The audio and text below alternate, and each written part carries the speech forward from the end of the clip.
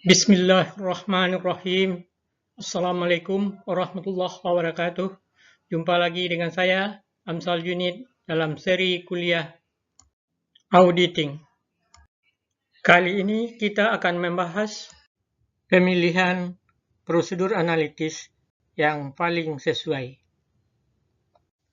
5 jenis data yang sering digunakan sebagai pembanding data klien. Yang pertama, data industri. Yang kedua, data yang sama dari periode yang lalu untuk melihat adanya kenaikan atau penurunan. Yang ketiga, data yang diharapkan atau ditetapkan oleh klien, misalnya menggunakan anggaran atau standar. Yang ketiga, menggunakan data yang ditentukan atau ditetapkan sendiri oleh auditor. Yang keempat, membandingkan dengan angka-angka dari non-financial data. Ini contoh jika dibandingkan dengan angka industri. Dan ini contoh jika data pembanding adalah data tahun lalu.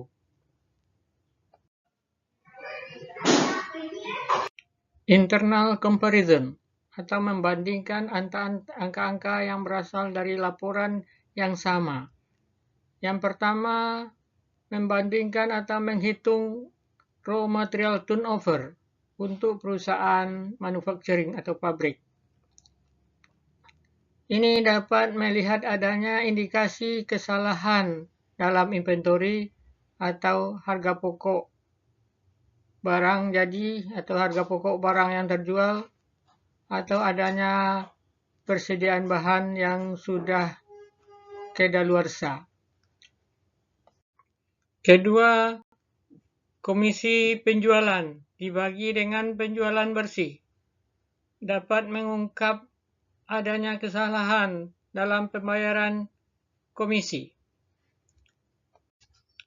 Ketiga, sales return and allowance dibagi dengan penjualan bruto untuk melihat adanya indikasi kesalahan dalam pengklasifikasian penjualan retur dan allowance atau adanya penjualan retur dan allowance yang tidak tercatat.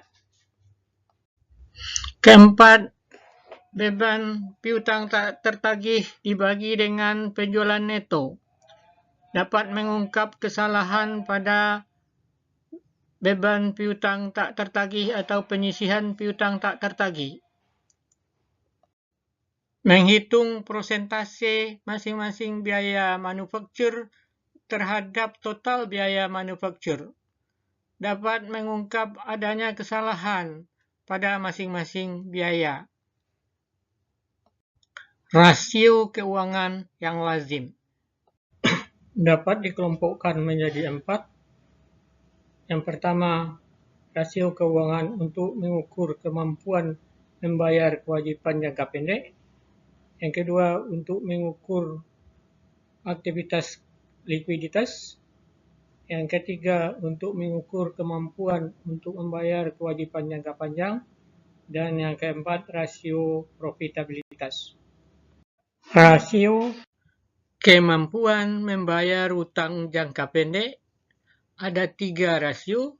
Pertama, cash ratio, dihitung dengan menambahkan kas dengan marketable securities dibagi dengan current liabilities atau kewajiban jangka pendek. Quick ratio, yaitu dengan menambahkan kas, surat berharga, dan piutang dibagi dengan kewajiban jangka pendek.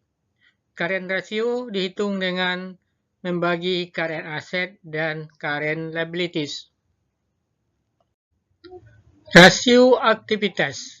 Yang pertama, turnover piutang. Dihitung dengan membagi penjualan bersih dengan piutang rata-rata. Yang kedua, lama waktu piutang dapat ditagih atau days to collect receivable dalam hari, yaitu dengan membagi 365 hari dalam 1 tahun dengan perputaran piutang. Yang ketiga, perputaran inventory, yaitu dengan membagi cost of goods sold, harga pokok penjualan, dengan inventory rata-rata. Dan rasio terakhir untuk aktivitas yang lazim digunakan adalah lamanya persediaan akan terjual, yaitu 365 hari dibagi dengan inventory turnover. Untuk menghitung kemampuan membayar kewajiban jangka panjang jika perusahaan dibubarkan. Pertama, debt to equity, yaitu total kewajiban dibagi dengan total modal. Dan time interest in, atau kelipatan biaya bunga terhadap pendapatan usaha, dihitung dengan membagi operating income atau laba usaha dengan biaya bunga. Rasio profitability atau rentabilitas. Pertama, earning per share, yaitu dihitung dengan membagi net income dengan saham biasa yang beredar rata-rata. Yang kedua, gross profit percent, yaitu dengan membagi penjualan neto dikurangi dengan harga pokok penjualan dibagi dengan penjualan neto. Berikutnya, profit margin, dihitung dengan membagi operating income dengan net sales. Selanjutnya, return on sales, yaitu dihitung dengan membagi income before tax atau laba sebelum pajak dengan total aset rata-rata. Dan selanjutnya return on common equity, yaitu dengan mengurangkan income before tax dengan preferred dividend dibagi dengan saham biasa rata-rata. Demikian pertemuan kita kali ini. Sampai jumpa. Assalamualaikum warahmatullahi wabarakatuh.